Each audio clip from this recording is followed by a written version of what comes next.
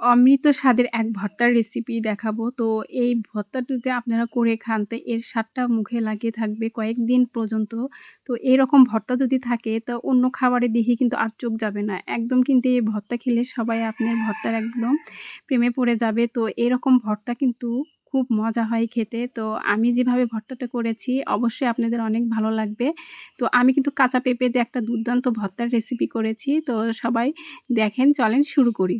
তো আসসালামু আলাইকুম। সবাই কেমন আছেন? আশা করি সবাই অনেক ভালো আছেন। তো আমি এখানে কাঁচা পেঁপে এরকম পাতলা করে কেটে নিয়েছি। আর এটা এখন হলুদ দিয়ে এভাবে মেখে নিচ্ছি। আর এটা কিন্তু অবশ্যই একটু পাতলা করে কেটে নেবেন।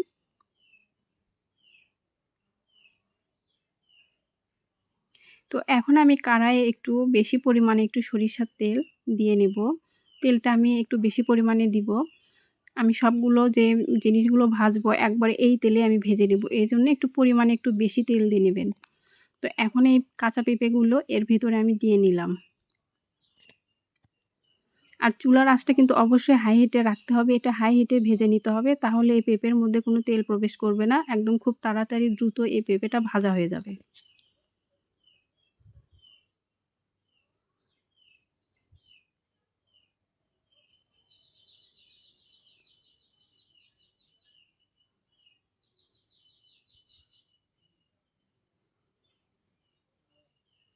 তো আমার কিন্তু এই পেঁপে ভাজা শেষ। এটা কিন্তু এভাবে একটু কড়া করে ভেজে নিতে হবে। তো এগুলো আমি এখন উঠিয়ে নিচ্ছি।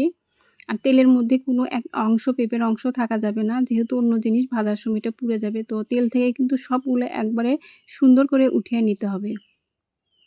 আর এখন চুলার আঁচটা আপনারা লোতে রাখবেন, তাছাড়া এগুলো পুড়ে যাবে। এখন এই তেলে আমি চিংড়ি মাছ দিয়ে দিলাম। এই ছোট চিংড়িগুলো এই তেলের মধ্যে এখন ভেজে নিব। এই চিংড়িগুলো আমি একটু হালকা হলুদ দিয়ে মেখে নিয়েছি। তো এটাও কিন্তু অনেক দ্রুত ভেজে নিতে হবে, তাছাড়া রাবারের মতন শক্ত হয়ে যাবে। ২ থেকে ৩ মিনিটের মধ্যে ভাজলে এই চিংড়ি মাছটা কিন্তু হয়ে যাবে। তো আমার এটা কিন্তু ভাজা শেষ, এগুলো আমি উঠিয়ে নিচ্ছি।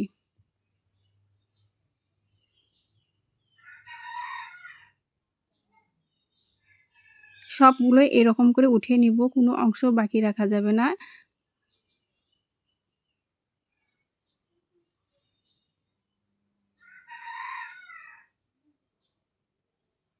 তো এই সেম তেলেই কিন্তু আমি এখন রসুন দিয়ে দিব ১ম এ। তো রসুনটা একটু খুব ভালো করে একটু ভেজে নিব।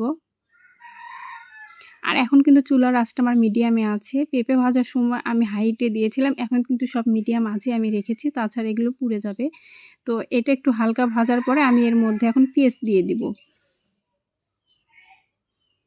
তো আমি কিন্তু এর ভিতরে পেঁয়াজটাও দিয়েছি। আর পেঁয়াজের মধ্যে একটু আমি হলুদ দিয়েছি। অবশ্যই হলুদটা দিবেন। দেখতেও ভালো লাগবে আর খেতেও খুব সুস্বাদু হবে। তো এই হলুদের সাথে পেঁয়াজ আর এই শুকনা যে রসুন আছে এটা আমি ভেজে নিচ্ছি খুব ভালো করে। তো বেশি একটা ভাজবো না, এরকম হালকা আমি ভেজে নিয়েছি। তো এগুলো কিন্তু আমি উঠিয়ে নিচ্ছি। তো আমার কিন্তু সবগুলো পেঁয়াজ উঠানো শেষ। এখন আমি এই সেম তেলেই কিন্তু শুকনা মরিচগুলো ভেজে নিব। আমি কিন্তু ওই তেল দিয়েই সবগুলো কিন্তু ভেজে নিয়েছি। এজন্য তেলের পরিমাণ একটু বেশি দিবেন। দেখবেন সবকিছুই কিন্তু এক তেলেই ভাজা হয়ে যাবে। তো শুকনা মরিচটা অবশ্যই লো হিটে একটু ধীরে, ধীরে ভেজে নেবেন। তাহলে এর বিচিগুলো খুব সুন্দর করে কুক হয়ে যায়। আর এই মরিচটাও কিন্তু ভাজা খুব ভালো হয়। তো আমার মরিচ ভাজা শেষ, এটাও আমি উঠিয়ে নিচ্ছি। এখন এই মরিচের ভিতরে একটু সামান্য লবণ দিয়ে এগুলো খুব ভালো করে আমি ডলে নিব হাতের সাহায্যে।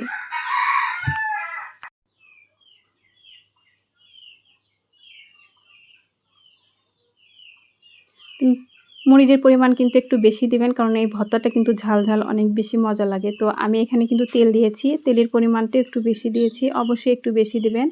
তো ১ম এ এই পেঁয়াজের সাথে এই শুকনা মরিচ ডলাটা খুব একটু মেখে নেব। তো খুব বেশি মাখবেন না, একটু আলতো হাতে মাখবেন।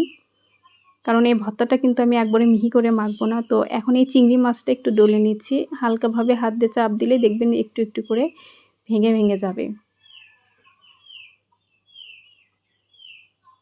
আর এটা কিন্তু এভাবেই রাখতে হবে। তো এই পেঁয়াজের সাথে এই মরিচ আর এই চিংড়ি মাছটা এখন একসাথে আমি মেখে নেব।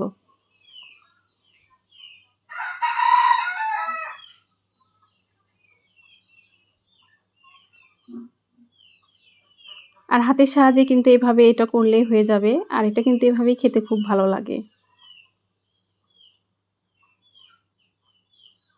তো এখন আমি কিন্তু পেঁপেগুলো দিয়ে নিব। নিয়ে সব দিয়ে এই পেঁপেগুলো একসঙ্গে এর মধ্যে আমি দিয়ে নিব। দিয়ে খুব ভালোভাবে মিক্সড করে নিব। আর এগুলো কিন্তু একটু, একটু করে চাপ দেবো, একবারে পুরোটাই ভাঙবো না। এই ভর্তাটা কিন্তু এভাবে আস্তে, আস্তেই কিন্তু খুব মজা লাগে খেতে। তো অবশ্যই কিন্তু এই ভর্তাটা একবার হলে আপনারা ট্রাই করে দেখবেন। তো আমার মনে হয় কাঁচা পেঁপে দিয়ে এরকম করে ভর্তা বানালে অবশ্যই সবার পছন্দ হবে। তো পেঁপেটা কিন্তু অনেকেই পছন্দ করে না। তো আমার মনে হয় এভাবে যদি ভর্তা বানিয়ে দেওয়া যায় অবশ্যই এটা ট্রাই করে অবশ্যই তারা খাবে। তো আমার যদি এই ভর্তার রেসিপি ভালো লেগে থাকে অবশ্যই চ্যানেলটি সাবস্ক্রাইব করবেন আর আমার চ্যানেলের পাশেই থাকবেন। সবাইকে অনেক ধন্যবাদ আমার রেসিপিটা এতক্ষণ দেখার জন্য। তো এরকম কিন্তু ভর্তার রেসিপি আমি কিন্তু দিয়ে থাকি। তো আমার চ্যানেলটি অবশ্যই আপনারা ফলো করে দেখবেন।